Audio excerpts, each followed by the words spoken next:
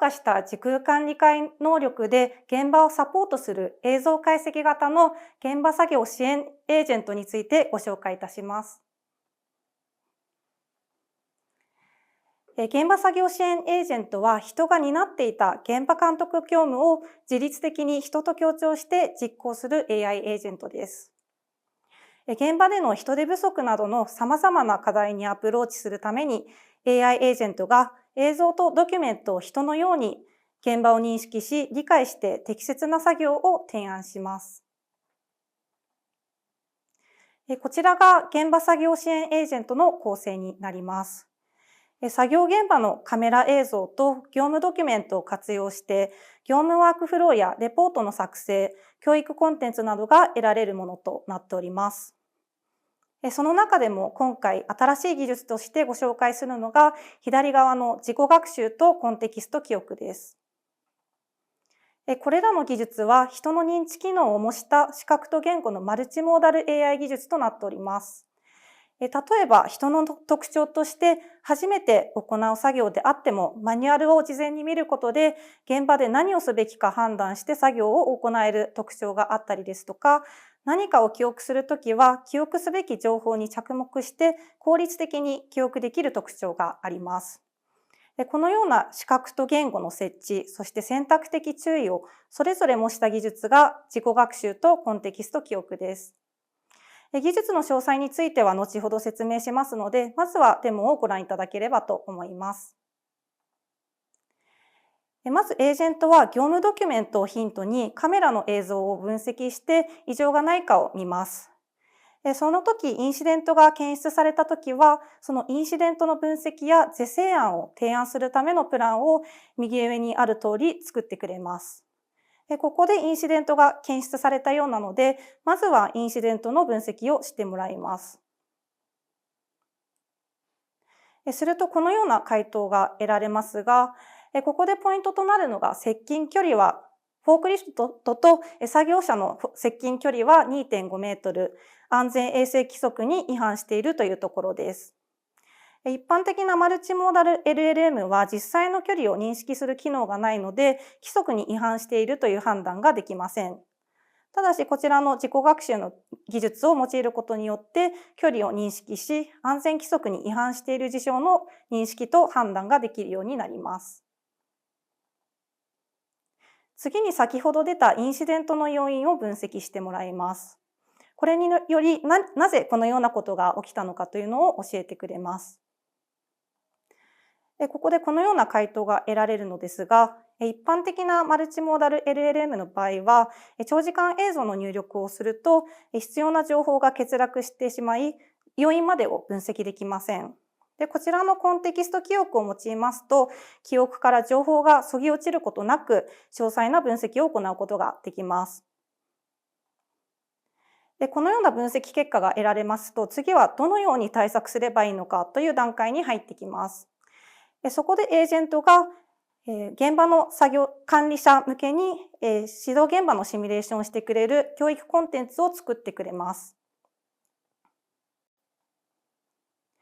こちらではエージェントが作業員の役を担ってくれて、模擬的な教育シーンを体験させてくれるというものになります。これによって実際の教育の対策を打つことができます。で、最後にインシデントをレポートするためのワークフローを生成してもらいます。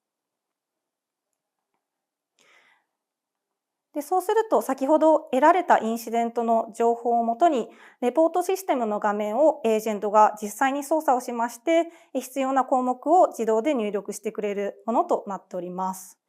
例えばこのボタンをクリックするですとか、この情報を入力ボックスに入れるというアクションを自ら作成して実行したりして、一連のワークフローの作成のアクションを実行してくれます。で、以上のようにインシデントの検出からワークフローの作成までの一連の流れをこの現場作業支援エージェントは実行してくれます。で、デモは以上になりますが、ここからは技術の詳細について説明いたします。まず自己学習の技術についてですが、現場で撮りためた映像とあと作業に関するドキュメントを用いて、LLM の学習に必要な 3D データと質問回答のデータを自動で作って、それを学習に利用します。その学習した LLM を現場で適用することによって、必要だった空間理解能力を身につけることができ、現場固有の事象を検知することができます。次にコンテキスト記憶の技術についてです。通常のマルチモーダル LLM ですと、大量のフレームを処理する際にフレームを間引く方法を取るため、情報が欠落してしまいます。そのため、回答精度が落ちる傾向にあります。それに対してこちらの技術では、選択的注意による特徴量圧縮により、与えられたタスクに対して必要な情報を選択しつつ映像を記憶します。こちらでは全ての映像をくまなく見て記憶しますので、必要な情報がそぎ落ちることなく回答精度を維持できます。こちらの技術は、長時間映像理解ベンチマークで最小の映像記憶容量で最高精度を達成しております。そして最後に、この度、カーネギーメロン大学と共同開発した AI エージェントの性能評価環境であるフィールドワークアリーナを公開いたします。こちらはですね、実際の工場と倉庫の映像と評価用タスクを用いることでAI エージェントの性能評価を行えるものになっております。こちらはリーダーボードも公開する予定でして、現場作業支援 AI エージェントの技術発展に貢献することを目指しております。今回ご紹介したような富士通独自の AI エージェント技術と評価環境を提供することによって、より高性能な AI 技術の研究開発を加速させて、